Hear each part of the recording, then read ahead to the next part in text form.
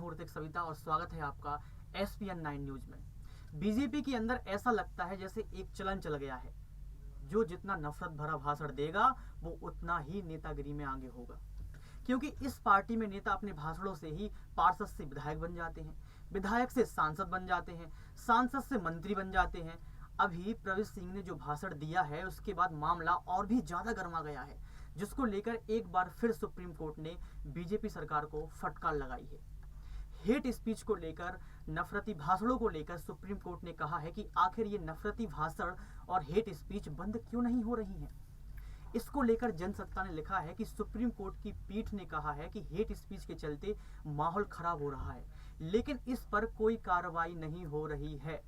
इस पर लगाम लगाने की जरूरत है। अब सोचिए कि सुप्रीम कोर्ट के कहने पर भी ये भड़काऊ भाषण रुक नहीं रहे हैं। सत्ता दल के जो नुमाइंदे हैं वो लगातार भड़काऊ भाषण दे रहे हैं, मुसलमानों के आर्थिक बहिष्कार की बात कर रहे हैं, समुदाय विशेष को टारगेट कर रहे हैं।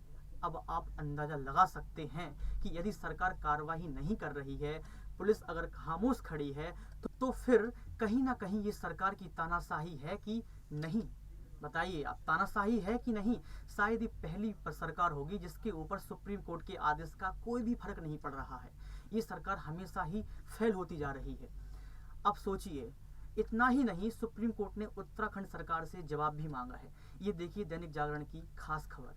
आखिर क्यों भारत सरकार सुप्रीम कोर्ट के फैसले के अनुसार कोई कार्रवाई नहीं करती है? आखिर कब इन हेट स्पीच पर लगाम लगेगी? सुप्रीम कोर्ट का कहना है कि सरकार चुप क्यों खड़ी है, यह सब क्यों हो रहा है। लोग आएंगे और जाएंगे, लेकिन देश को सहना होगा। पीठ ने सुझाव दिया है कि टीवी पर शो का संचालन करने के लिए एक व्यवस्था होनी चाहिए और इसके लिए कुछ पद्धति होनी चाहिए। कोर्ट ने टीवी डिबेट पर भी निशाना साधा है। जस्टिस जोसेफ ने कहा है कि आप एक व्यक्ति को नीचे क्यों गिराते हैं, आप एक ही व्यक्ति को क्यों टारगेट करते हैं जब एक भड़काऊ भाषण देता है, भड़काऊ स्पीच देता है। बस देखें कि वह व्यक्ति क्या महसूस करता है। आप किसी का दैनिक आधार पर उपहास करते हैं, आखिर ये उपहास क्यों, ये बड़ा सवाल है। यह धीरे धीरे किसी की हत्या करने जैसा है। ये साफ साफ कहा गया है कि यह किसी की हत्या करने जैसा है, जैसे किसी की हत्या कर दी गई हो।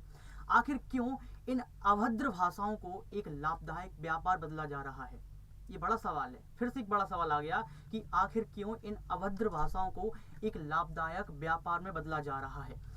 याचिकाकर्ता हरप्रीत मन सुखानी ने व्यक्तिगत रूप से पेश होते हुए कहा है कि 2024 के आम चुनावों से पहले भारत को हिंदू राष्ट्र बनाने के लिए अभद्र भाषा दी गई थी। उन्होंने कहा कि अभद्र भाषा को एक लाभदायक व्यवसाय में बदल दिया गया है।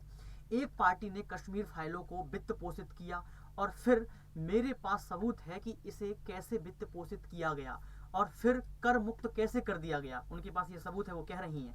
अब सोचिए, इतना बड़ा दावा याचिकाकर्ता सुप्रीम कोर्ट में कर रहा है, मतलब ये मामला जो है वो लगातार बढ़ता जा रहा है, लेकिन चुप्पी कोई नहीं तोड़ रहा है। लेकिन सरकार को कुछ भी फर्क नहीं पड़ रहा है। वहीं CJI UU ललित ने सुनवाई के दौरान कहा है कि इस तरह के मामलों में सामान्य आपराधिक कार्रवाई करने की आवश्यकता है। इसके लिए हमें देखना होगा कि इसमें कौन शामिल है और कौन नहीं। अब यहाँ सबसे बड़ा मामला ये है कि नफरत भरी भाषण आखिर दे कौन रहा है, और इस सवाल का जवाब आप सभी के पास है। कौन लोग हैं जो धर्म की राजनीति करते हैं, हिंदू मुस्लिम को लड़ाने का काम करते हैं, ये हेट स्पीच को उकसाने का काम आखिर करता कौन है? ये सबका जवाब आपके पास है।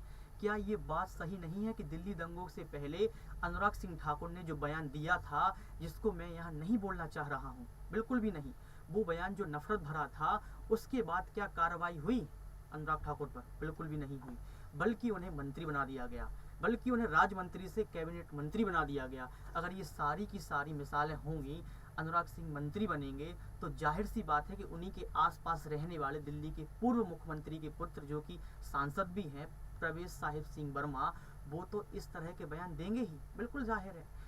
क्योंकि भाई साहब प्रवेश साहिब सिंह जी को मंत्रिमंडल विस्तार में जगह चाहिए, तो इस तरह के बयान उनकी कुर्सी को और बड़ा कर देंगे, उनके पद को और बड़ा कर देंगे। गोदी मीडिया इस मुद्दे पर कोई भी डिबेट नहीं करना चाहती है और ना ही दिखाना चाहती है, क्योंकि ये मामला बीजेपी का है। अब एक सवाल आप सभी से, क्या आपको लगता है कि सुप्रीम कोर्ट की अगली सुनवाई तक सरकार हेट स्पीच को लेकर कदम उठाएगी?